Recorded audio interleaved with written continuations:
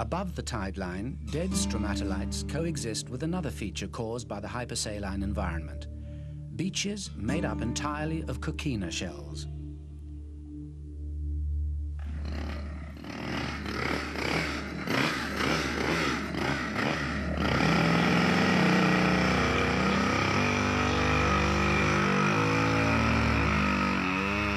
Over the years, these tiny shells have become compressed and were once extensively used as building blocks. The Shark Bay region still boasts many attractive examples of complete buildings made out of these blocks.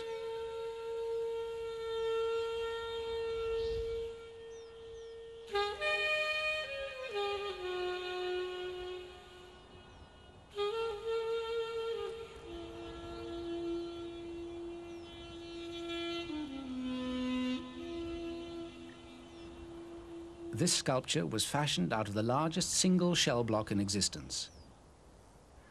The theme reflects Shark Bay's major attraction, the world-famous dolphins of Monkey Maya.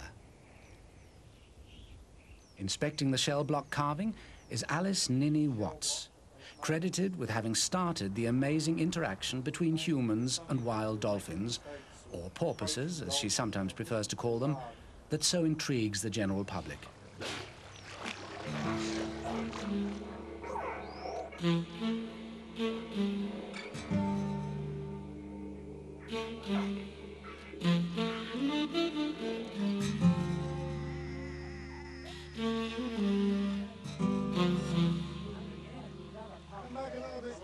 My husband and I went to Shark Bay 24 years ago, and we used to fish from Monkey Maya jetty. These porpoises used to be always playing around us. And one moonlight night, it was hot as hell, you couldn't sleep. I got up out of my bed and went to the icebox, and I got some fish out of the icebox, and I started throwing it out to the porpoises. So after a few nights of this, I started flapping the fish in the water, and they'd come closer to me until the finish, one could come up and took the fish from my hands. From then on, every time we come in with fish, we used to feed the dolphins. And we always noticed that this one special one would come and take the fish out of our hand. Now, Charlie at the finish port was bringing in his wife, we called it. She started taking our fish out of our hands. And then wasn't very long, and in came a baby. And the baby was, she'd be flopping around everywhere while the mummy and daddy was taking their fish out of our hands.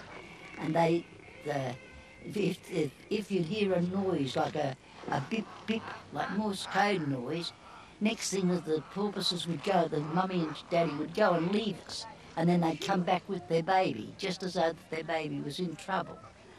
Now, Charlie, when we was coming into Shark Bay with our fish, Charlie would escort us in. He'd meet us so far out, and then he'd start jumping in front of us until we got into shore.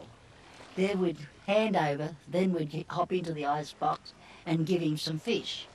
Now, Charlie continued doing this until such times as we left Shark Bay.